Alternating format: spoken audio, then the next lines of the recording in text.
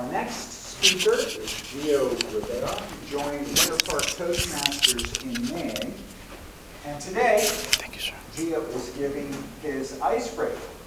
Please refrain from buzzing him for any infractions. His speech this morning, thanking your giants. Please welcome Toastmaster Gio Rivera.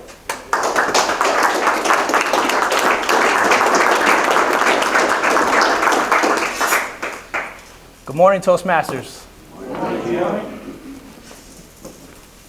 Have you ever encountered a giant in your life? Someone that tested you and challenged you, only to find out that maybe they were actually helping you.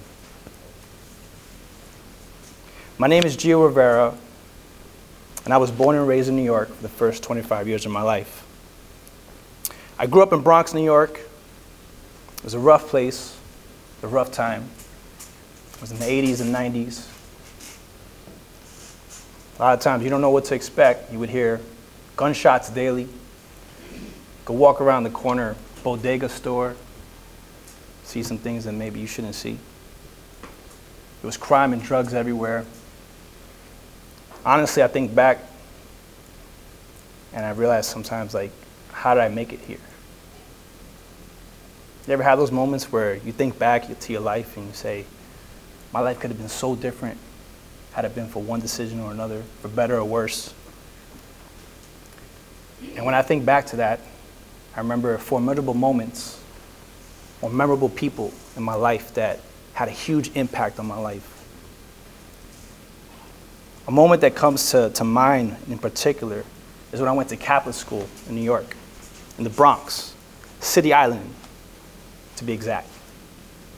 And Catholic schools in New York, they were these great versions of education. They were the best, the highest levels of education. So a lot of people would, the parents would send their kids there for higher education. It actually cost a lot of money. I don't even know how my parents afforded it at the time. But it was these Catholic schools were this mishmash of students, because you would have wealthy children, you would have different cultures, but then you also have mischief. Because at the same time, they would send the kids that were looking for a higher education. Also, they would send the troublemakers, the bullies, that were expelled from public school because they weren't making it there. So this was like a last-ditch effort in these Catholic schools to reform them and provide some type of discipline and structure for them. I didn't really fit in either or. I was trying to find my place. But it was a great education nonetheless. It was the 8th grade, I remember. 1994. I was 12 years old.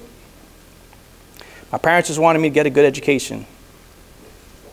But this class, I was getting bullied, trying to get a good education, but at the same time, we were kept in line by our teacher, Brother Robert. Brother Robert was this friar, or they call him a brother, essentially. It was a male version of a nun. I remember he was this tall, giant man, older, gray beard.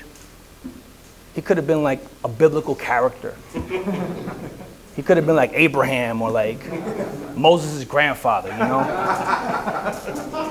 He smelled like a church pew.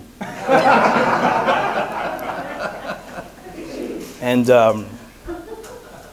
he always wore the same black and white robe, like what a judge would wear. And he had these jowls, these big cheeks, you know? Looked like a bulldog, you know?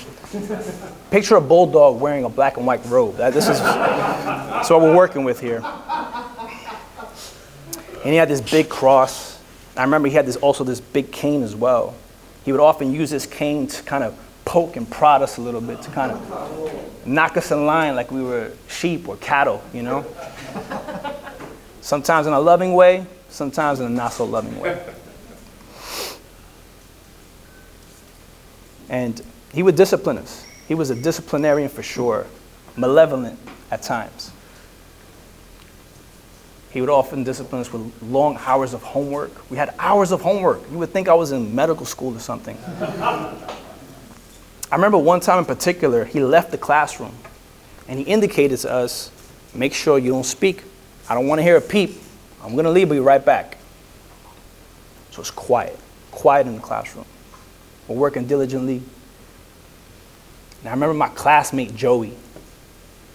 He looks over to his classmate, Justin, and he breaks the silence. He says, "Your mama's so dumb, she thought a quarterback was a refund." And the class burst out laughing. He said, "Your mama." And then they started cracking on each other. "Your mama ain't got no teeth." You know, they just started going crazy. So it was an outburst. It's a party in there, right? Brother Robert gets back. All of a sudden he gets back. He gets back. Like this. And all of a sudden everybody's quiet. So now we're waiting for him to respond. And then he says, "Tonight, after you finish your homework, I want you to write, 'I will not speak when the teacher leaves the room,' 1,000 times. This is on top of the hours of homework, right? And so we were mad. We were upset. We have to suffer because this one person started the outburst, right?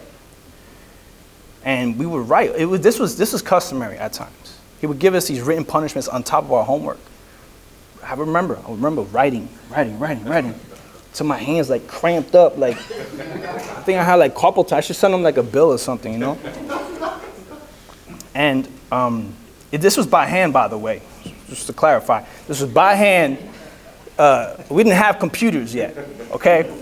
So this was just, moments that taught me a lot. I learned a lot about discipline. I learned about, starting something and then finishing it. Finish what you started, right? But I also learned that even though I was angry, frustrated, I hated him at times, he actually cared for us. He cared. He loved us in his own weird way. He stood for discipline, education, manners, respect. And I'm actually grateful. He challenged us to be the best versions of ourselves. And if Brother Robert was standing here today, I would tell him, thank you. Thank you. Thank you for the good times, the bad times, the punishments, the discipline. He meant well. He really meant well. And so my life would be totally different had it not been for Brother Robert. I'd be probably living a life of crime, probably in a gang. But I realized he meant the best. So I want to say thank you. And I want to ask myself, where would I be without the giants in my life? Where would you be without the giants in your life? Would you be as driven, smart, or strong? Thank you, Giant, for being the person I am today. Thank you. Excellent. Good job.